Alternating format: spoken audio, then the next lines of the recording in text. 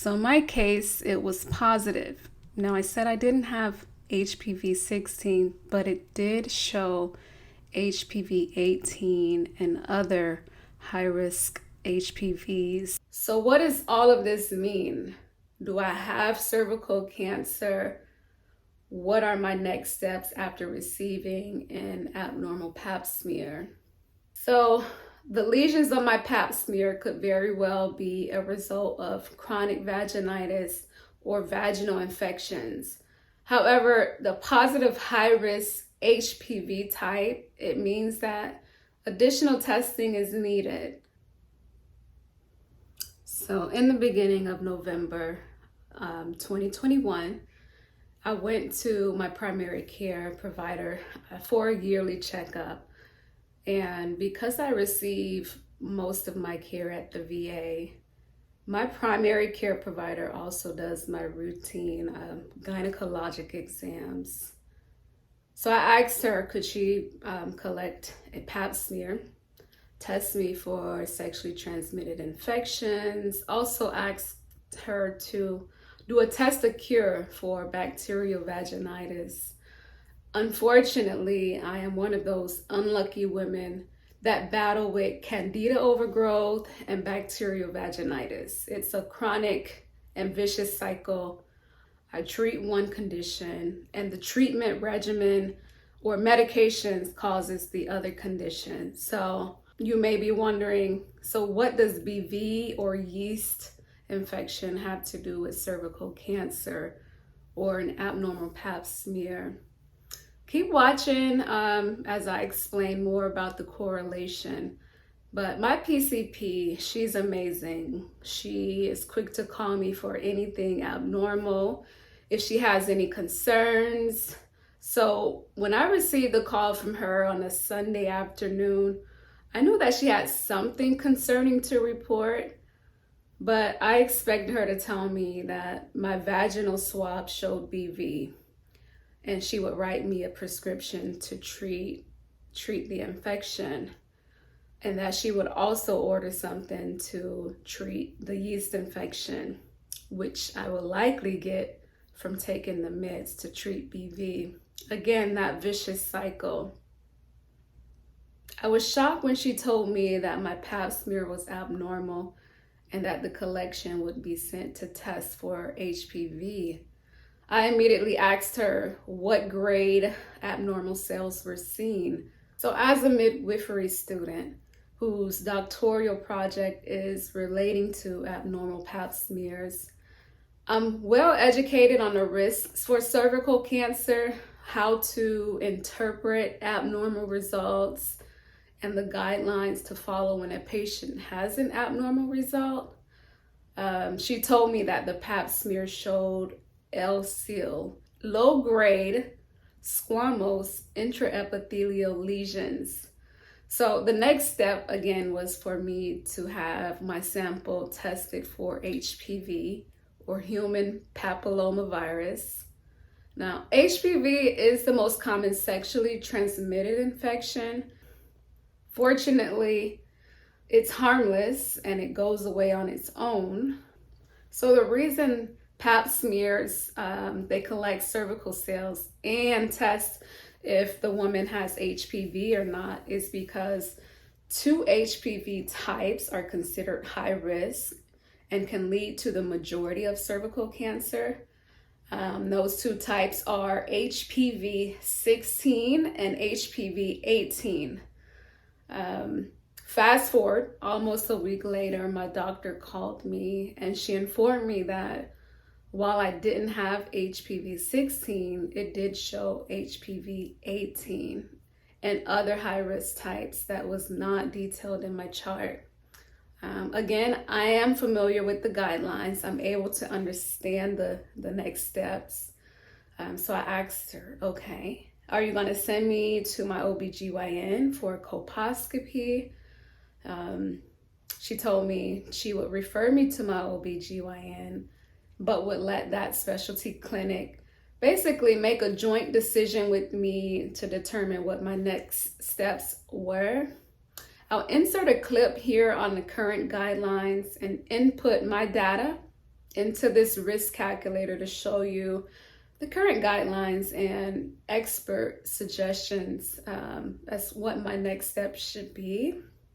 And hopefully by showing you how my treatment recommendations differ because of the HPV result, you get to understand why guidelines recommend HPV co-testing, that you have the HPV done with at the same time you're having your pap smear.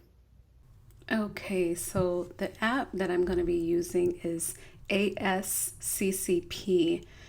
I'm going to enter my demographics and it requires my age. I select 30 to 65 years old. It's going to be a routine screening. So I click that. So here it's going to ask you for the HPV in that current test. So is it positive for HPV, untyped, negative, or positive, and you know the specific type? So in my case, it was positive. Now I said I didn't have HPV 16, but it did show HPV 18 and other high-risk HPVs. So I selected HPV 18 and other. I selected LCL. Again, that was the lesions that were seen. So prior testing, yes, a prior test was available. My previous HPV was negative and normal. So based on that information, I went to the next screen and it's going to tell you the recommendations.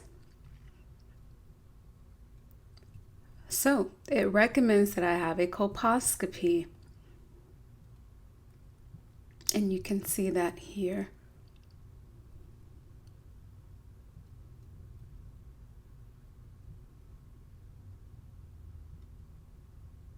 Okay, so I'm going to go back and show you what the recommendation would be if I were to insert different information. So I'm going to come back and unselect HPV. I'm going to say my pap smear, there was LCL, but no HPV.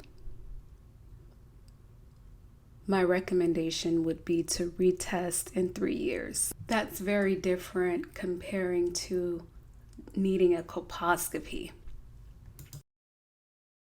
Now, hopefully, it's also enough reason to recommend that you vaccinate against HPV to reduce the risks of HPV-related cancers.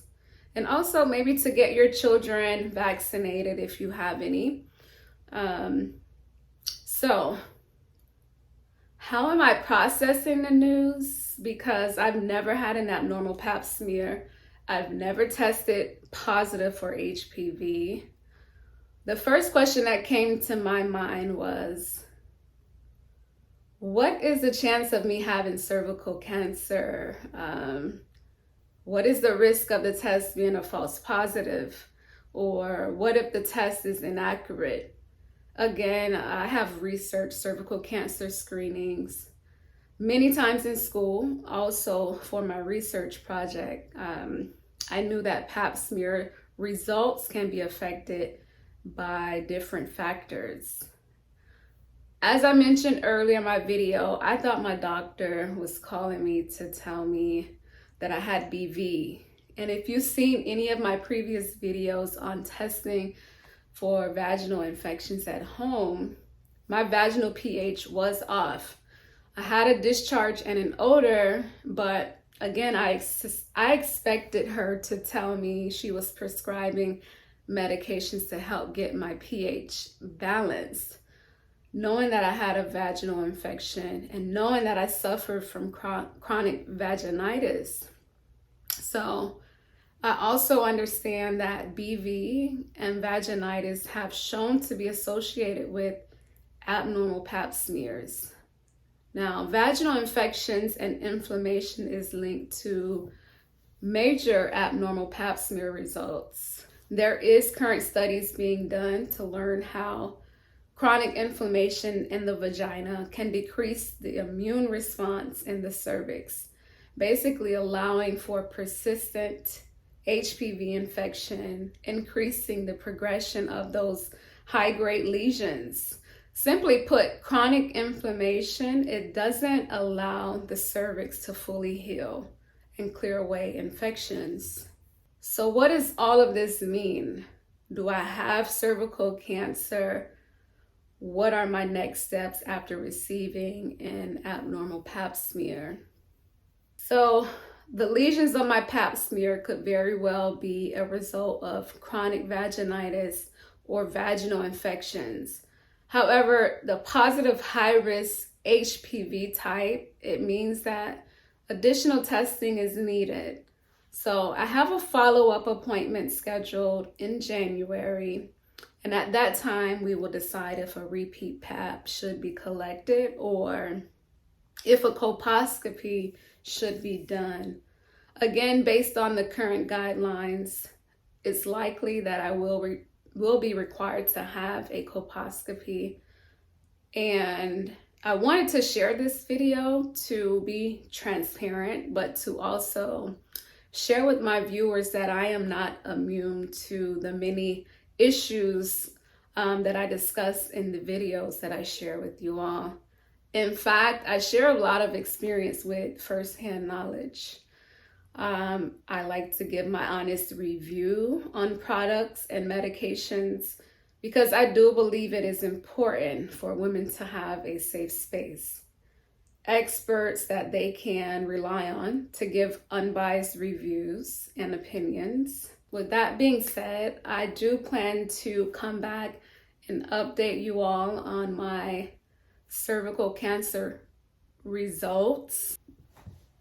I am hopeful knowing that with cervical cancer, the progression from low-grade lesions to high-grade lesions is a slow process, and that if I have cervical cancer, I would have caught it early enough to get treatment.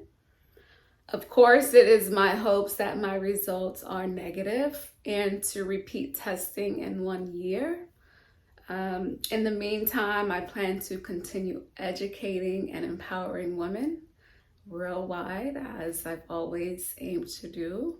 If that's something that motivates you to keep coming back to my channel, then go ahead and join the family and subscribe.